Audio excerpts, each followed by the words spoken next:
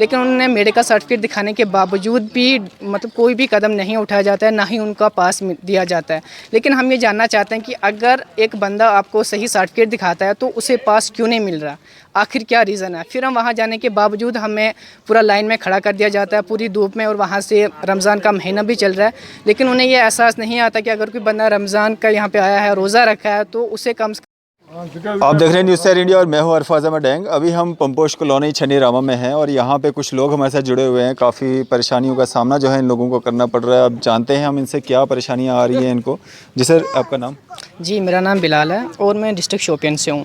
हम अक्सर इनको पता भी है कि जो कश्मीरी लोग हैं वो विंटर में यहाँ जम्मू में आते हैं और उसके बाद अपने घर चले जाते हैं, लेकिन कुछ नासाजगार हालात की वजह से जब लॉकडाउन शुरू हो गया तो काफ़ी सारे कश्मीरी लोग यहाँ पे फंस गए हैं, तो उसकी वजह से वो घर नहीं जा सके।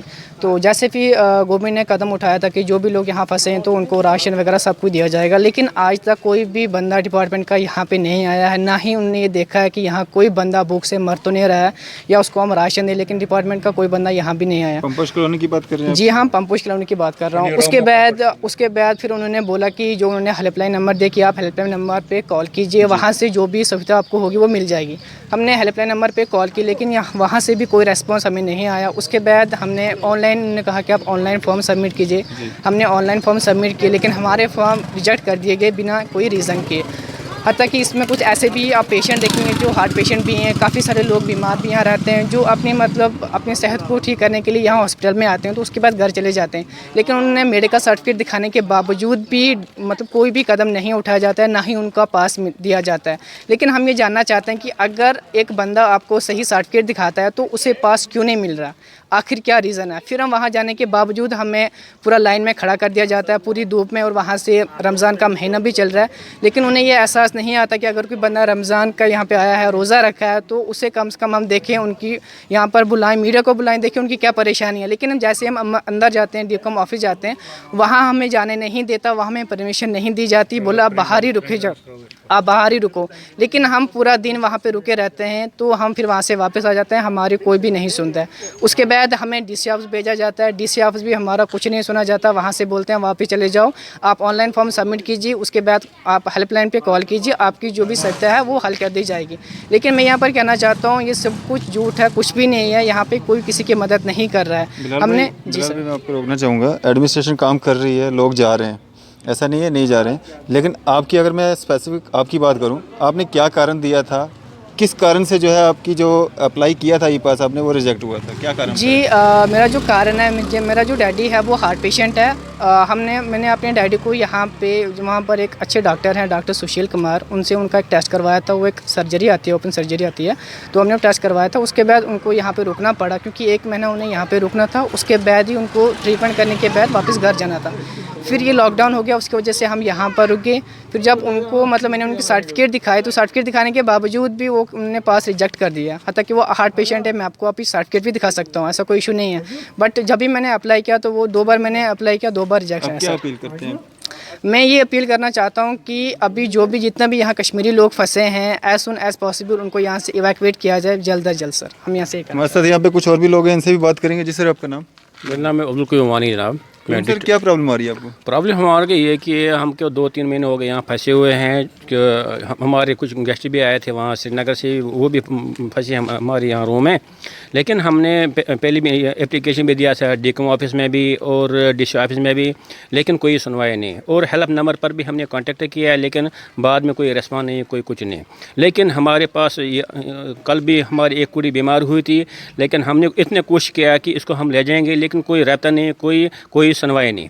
और हम आपके माध्यम से आप लोगों का हम लोग बहुत बढ़िया मशहूर है कि आप लोग यहाँ आए तो आप लोगों ने जानकारी दिया है, क्योंकि ग्राउंड लेवल से यहाँ के लोग इतने मतलब समस्या है कि कहने की बात नहीं। किसी के पास रोजी नहीं है। हाँ, जो मुलाजिम पेश होगा तो उसको पता है कि 1 महीने के बाद उसको कोई भी दुकानदार लेकिन रेस्पेक्ट कर सकता है। जो को आम जनता जो है, आम नागरिक जो है, वो इतना परेशान है कि कहने की बात नहीं। और यहाँ हमारे पास कोई नहीं आया, और हालांकि मैंने जानकारी भी दी है और हेल्प नंबर पर मैंने कंटेक्ट भी किया है, और हमारे पास पढ़े हैं ये लोग पढ़े हैं और रो रहे हैं कि हम कब जाएंगे घर। हाँ, लेकिन इसको हम भी सपोर्ट करने, ऐसी बात नहीं है, लेकिन लेकिन एक चीज़ कम से कम सरकार को भी ये सोच विचार करना है कि हम किस तरह इस जनता को चलाएंगे, जो हालांकि हम लोग फंसे हैं यहाँ सालों साल से। यहाँ के जो कॉरपोरेटर हैं, आपने उनसे संपर्क साधा? यहाँ के तो तहसीलदार पटवारी वगैरह हैं, उन तक आपने अपनी बात पहुँचाई? नहीं, हमने कॉरपोरेटर भी हैं, तहसीलदार भी हैं, सब होते हैं, ऐसा नहीं होता कि नहीं होते।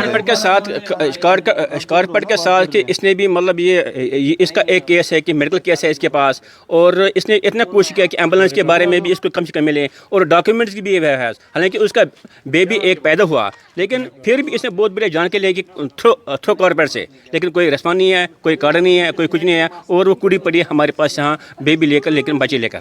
जी, तो यहाँ पे और भी कुछ लोग हैं, इनसे बात करेंगे हम।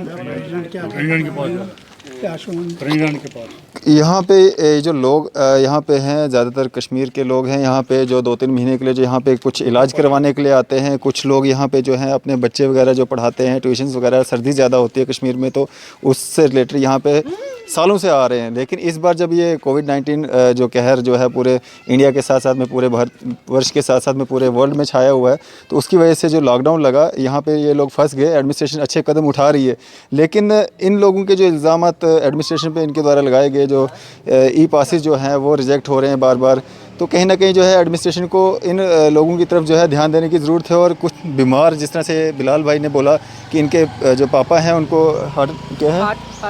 हार्ट पेशेंट हैं। अभी कुछ देर पहले मैंने आपको एक स्टोरी दिखाई थी, उसमें वो पैरालाइज हैं। तो इन लोगों की तरफ भी जो है एडमिनिस्ट्रेशन को ध्यान देने की ज़रूरत है। मैं Arfaz Ahmed Deng, news share India के लिए छन्नी रामा पंपश कॉलोनी से।